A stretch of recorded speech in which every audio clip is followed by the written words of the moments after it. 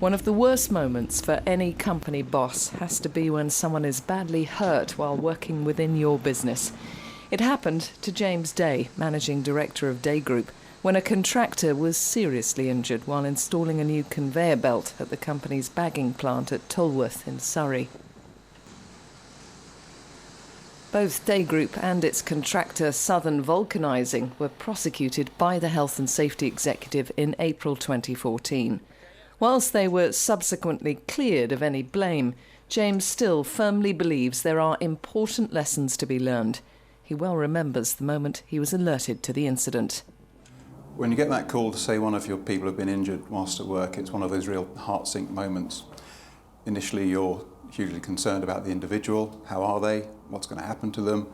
And then there's a thought process that kicks in. What happened? Did something go wrong? Did someone do something they shouldn't have done? There's then a huge and slow and very horrible process kicks into motion. The ambulance service, the police service, the health and safety executive, and it lasts for an awful long time. It's hugely worrying. We were found not guilty, but ultimately somebody was seriously injured. We want to make sure that nobody gets injured again, not within our company, not beyond. We need to do everything we possibly can to keep everybody safe at work.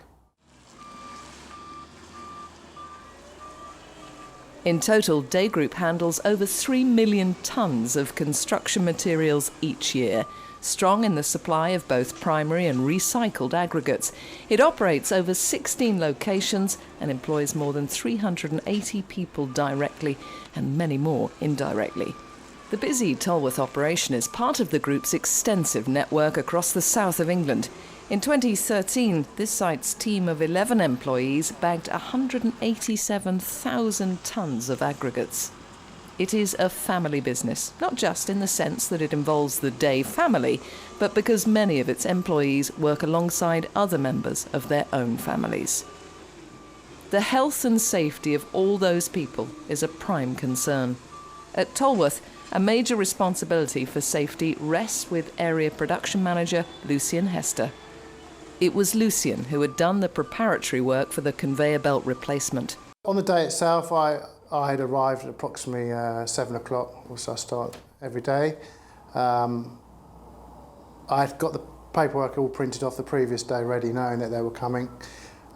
So some vulcanising guys would turn up, they would sign in the visitors book. We then would run through the risk assessments and method statements. I also checked that the guys had been inducted to the site, and then they would have been issued with a permit to work. Southern Vulcanising is one of the most respected specialist contractors in its field, working for clients in several industries across the UK and internationally. Established in 1993, the company's very first job was for Day Group. In Tony Carter's view, the processes for a job like this are very clear for the staff involved. We'll have a briefing in the morning before they leave. They'll be issued risk assessments, method statements, safe systems of work. They'll attend the site, come into the site, have an induction if they've not been to the site before, make contact with their person on the paperwork, do their own risk assessment method statement to make sure they're happy with the words they've got, and then carry out the task in question. Key to this, and many other jobs in industrial situations like this one, are some so-called golden rules. The particular rule that was crucial in this case requires that no one is allowed to work on live plant until it has been immobilised by being locked out and then tested. On the day in question, there were 3 people who needed to independently apply locks in the bagging plant control room. One was Day Group operative Malcolm Burton, who was supervising.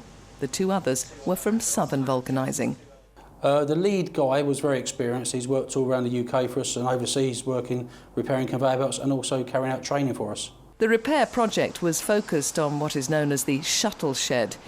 It is here that aggregates brought in by rail and road are fed by conveyor to large bins from which bags are then loaded. Malcolm was with the 2 contractors as they prepared for the job. My job was to fill up the hoppers, and at this stage the plant would have been live and the contractors were aware of this. To get the bins filled, Malcolm needed to instruct bucket shovel driver Tino Cavallo, who was at that point doing maintenance work on his machine and was not answering on radio. Malcolm therefore walked down the yard to find him, leaving the contractors in the shuttle shed. In my cab I've got a remote control that you push to bin 1 to 2, 3 or 4 and the shuttle will move to the bin you selected. I weighed up the 10 mil limestone, 1.25 tons, and then I picked bin 4 for it to go in bin 4. In selecting bin 4, Tino activated machinery up in the shuttle shed. Unbeknown to him or to Malcolm, the lead contractor had by that point started work by reaching down into the machinery.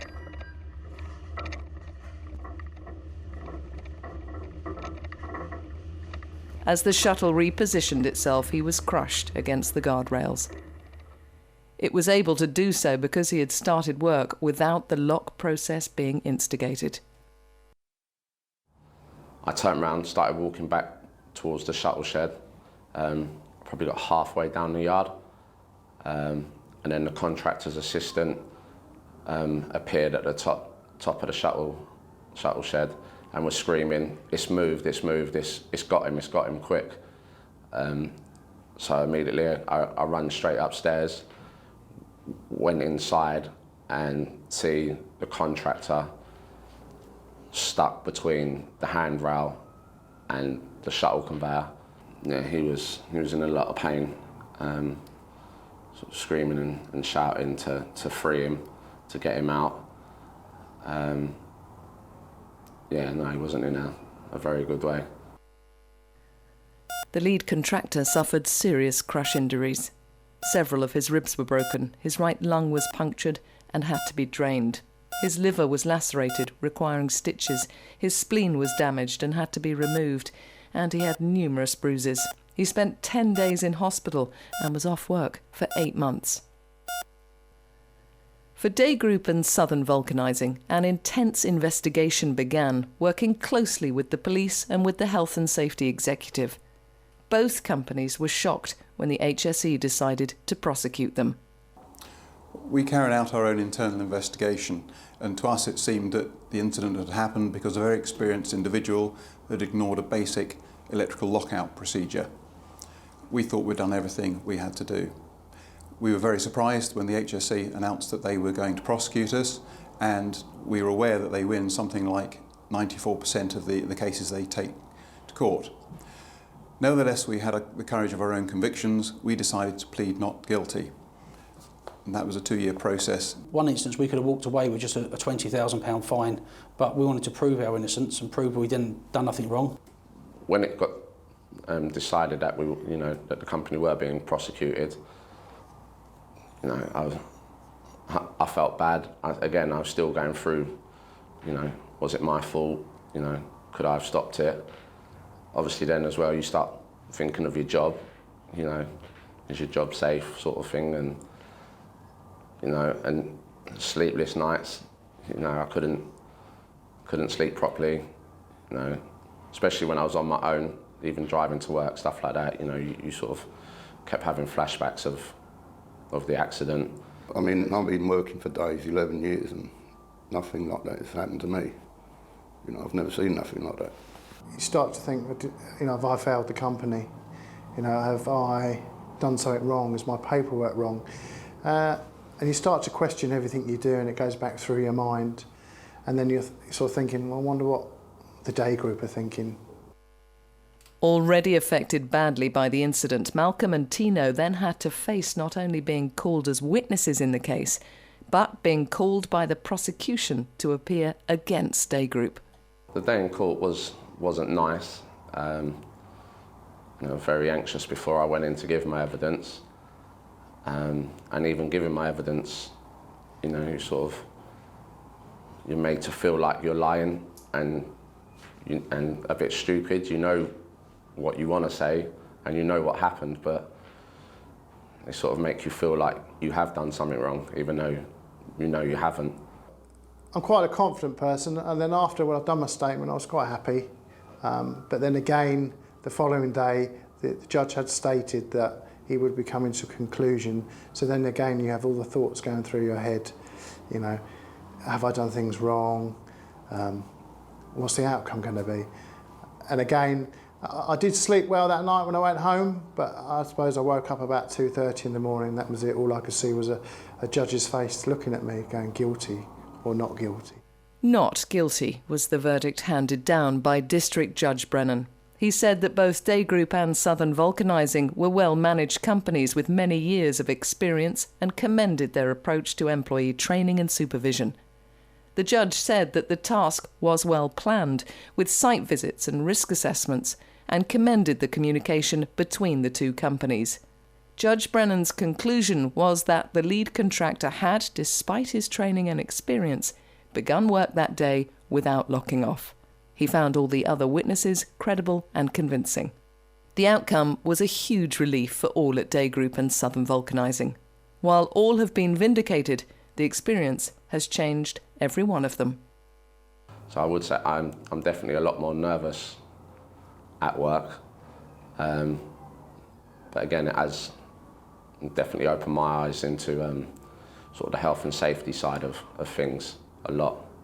And I suppose I do look more when I go to my sites and walking around. I do more sort of interactive type audits on health and safety. Paperwork-wise, I'm still doing the same because what I did was right. It's been a horrible few months, very unsettling, as I'm sure you've heard from others. A lot of sleepless nights, a lot of questioning whether there was something that we did or didn't do that could have caused this accident. It was a huge relief to get the verdict that we've been found not guilty. What we want to make sure is that we don't have a repeat of something like this on another site, on another occasion. In the aftermath of the court case, the company has redoubled its efforts to ensure that everyone, employees, contractors and visitors, follow its key safety rules. Health and safety is fundamental to what we do.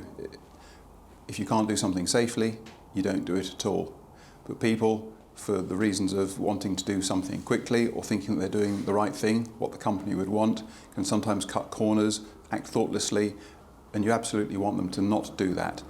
Want them to do only what they feel entirely capable and knowledgeable about doing, and if that's not the case, you want them to stop and to ask. It's very important that nobody gets complacent. This incident wasn't caused by a single event, rather a series of events, and that is frequently the case. People have to constantly ask themselves what they're doing, they have to question what is happening around them, and if necessary, stop and ask. The company's mission is clear.